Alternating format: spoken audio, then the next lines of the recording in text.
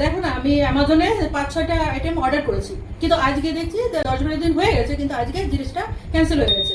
তো ক্যান্সেল হয়ে গেছে, তো টাকাটা তো রিফান্ড পেয়ে যাবো, কিন্তু ওর ভিতরে যে আমার মেন গুলো রয়েছে সেটা তো আর পাচ্ছি না। তা সেটার জন্য আমি কি করবো একটু দেখো। ক্যান্সেল হওয়ার ব্যাপারটা না, অ্যামাজন দিয়ে যে ক্যান্সেল হচ্ছে না পার্সেল, আমরা যেহেতু আন্দামান নিকোবর আইল্যান্ডে থাকি, এই সমস্যাটা শুধু তোমার না, আপনাদেরও নিশ্চয়ই এই সমস্যা আছে যে আপনি অ্যামাজন থেকে 4-5টা আইটেম পারচেস করেছেন, এইবার এমনি ডেলিভার হয় আমাদের আন্দামান নিকোবর আইল্যান্ডের ডেলিভারি হতে 18 থেকে 20 দিন সময় লাগে, তাই তো? এইবার আপনি 10-12 দিন ওয়েট করার পরে আপনি দেখছেন আপনার পার্সেলটা ক্যান্সেল হয়ে গেছে, এবার ক্যান্সেল হয়ে রিফান্ড হয়ে গেছে। এবার সেক্ষেত্রে আমাদের কি চাই? আমরা দেখুন, যে কোনো পার্সেল যদি ক্যান্সেল হয়ে যায় রিফান্ড তো আমরা পেয়ে যাব, কিন্তু রিফান্ড আমাদের দরকার নেই, আমাদের দরকার আমাদের প্রোডাক্টটা দরকার, যার জন্য আমরা এতদিন ওয়েট করছিলাম। তো আপনি আগে থেকে কি করে বুঝবেন যে আমার এই প্রোডাক্টটা যে শিফটিং হয়েছে ক্যান্সেল হয়ে যাবে না মানে আন্দামান নিকোবর আইল্যান্ডে আসবে?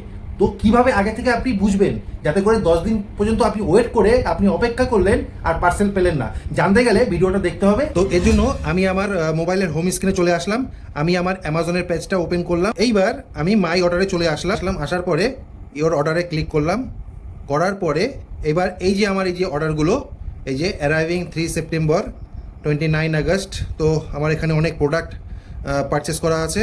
তো সাপোজ এই প্রোডাক্টটা আমি ট্র্যাকিং করে দেখাচ্ছি, এই যে এটা শিফটিং হয়ে গেছে, এই যে ট্র্যাকিং আইডি, এই যে, আর ট্র্যাকিং আইডি 37 দিয়ে শুরু হয়েছে। তো 37 দিয়ে শুরু হওয়া মানে এই প্রোডাক্ট আপনার আন্দামান নিকোবর আইল্যান্ডে পৌঁছাবে, ঠিক আছে?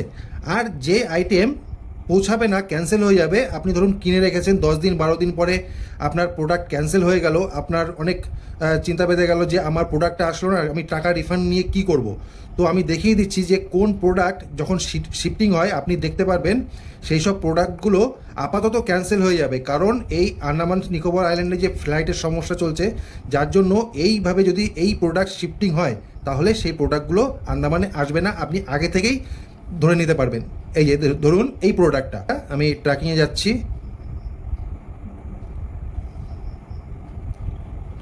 এবার দেখুন এই যে shipping with Amazon tracking number, এই যে 133 দিয়ে যেই ট্র্যাকিং নাম্বারে আপনার আইটেম শিফটিং হবে, আপাতত আন্দামান নিকোবর আইল্যান্ডে এই ট্র্যাকিং নাম্বারে আইটেম আসবে না, ক্যান্সেল হয়ে যাবে। এই আরও একটা প্রোডাক্ট দেখাচ্ছি, এই প্রোডাক্টটাও আমি দেখাচ্ছি,